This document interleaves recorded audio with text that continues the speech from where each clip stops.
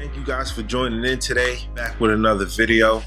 Today I wanted to touch on the MPC 2.7 update, but unfortunately my computer or something is rejecting the actual firmware in the MPC Live.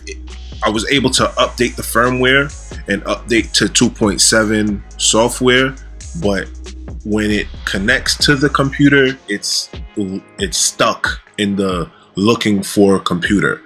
So no fun. So I'm not really gonna go into the update as far as what I planned on doing, but they added some cool new stuff. I'm excited about the addition of submixes to the standalone unit. I don't remember it being in the 2.6. If it was there, someone can correct me. I don't recall it being there, but it's definitely in a 2.7 standalone, so that's a plus for me. I don't know about for you, but it's a plus for me, so you don't have to collapse everything. Like right here, for instance, I got 4 inserts, 4 effects on one track. I can actually spread them out within the return sends and the submixes. So with that being said, I want to talk about using the return sends. I know I've done videos in the past about it, but sometimes it's just good as a refresher for myself and for anyone that's looking for the information with some, you know, some new information, some new talk. All right, so having the effects on one track opposed to having it on a submix or on a return send, for instance, it's a little bit different inside of the MPC platform. In any other DAW, you have an auxiliary bus or an auxiliary effect bus, and you put your effects on that bus, and then you send the sounds to it, and it's, in a nutshell, it basically saves on CPU, right? Instead of having all these effects on all these tracks, you could just spread them out on a return send and send all those tracks to that return send. So I'm gonna play the track with all of it on one track, all the insert effects on one track, opposed to it being on a return send. Then I'm gonna do it with it on the return send. All right, so this is with it being on the return send.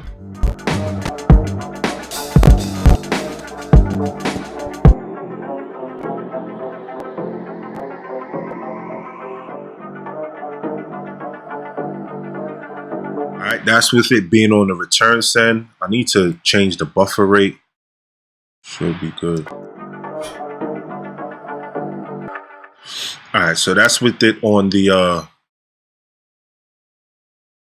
return sends, and I'm gonna take it off.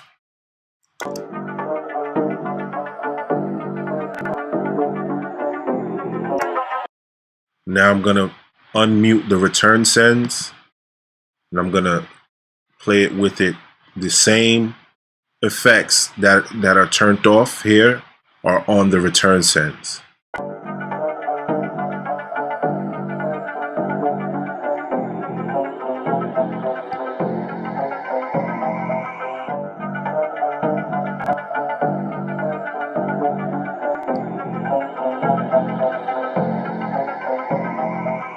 And you basically could just, you know, turn the send knob and play with how much of the actual sound that you want to direct to the send return, opposed to having it directly on the track itself. It for one, saves CPU, and for two, is not as wet, right?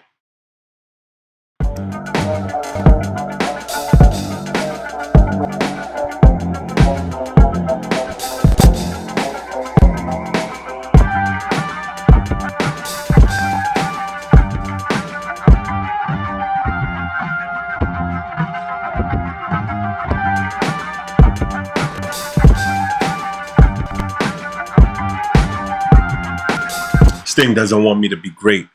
But I hope you guys get the idea. Like, having a numerous, we can have up to 4 insert effects on any track. But when you have, you know, 10 tracks with 4 insert effects on each track, you know, the numbers add up. And if you don't have a CPU that, you know, is up in the 16 gigs to 32 gigs of RAM, or 64, you know, or even more, it's heavy on your CPU usage. So that's pretty much what I wanted to share with you guys today. Just utilize the send and returns and submixes. I do it all the time. I really utilize that.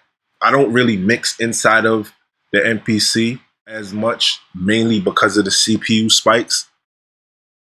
But I might want to get the feeling for the vibe of the track, and I might try and test out some effects. And then when I transfer it over to Studio One, I then recreate those send effects. And all these, besides halftime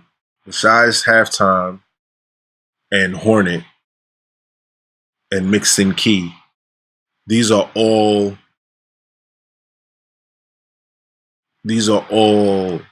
stock plugins, and it's still having a CPU spike. The CPU spike is coming from me doing the screen recording though, nonetheless.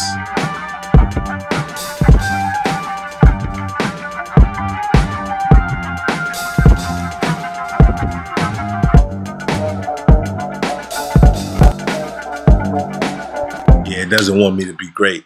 But that's pretty much what I wanted to share with you guys. If you have any comments, likes, or concerns, please post them up.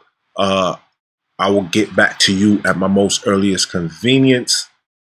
Again, I do want to get into the nitty gritty of the new MPC 2.7 update. I don't want to shoot at a Kai just yet. To be honest though, the 2.7 update is not for MPC users or MPC software users or MPC standalone users. It's mainly for Ableton users. Right? If you use Ableton on a daily and you're a MPC Live or MPC X owner, the platform is very unique and it looks like it's a fun experience. But I'm not an Ableton guy, so you know, I play with it here and there, but you know, to teach it, nah. That's not me.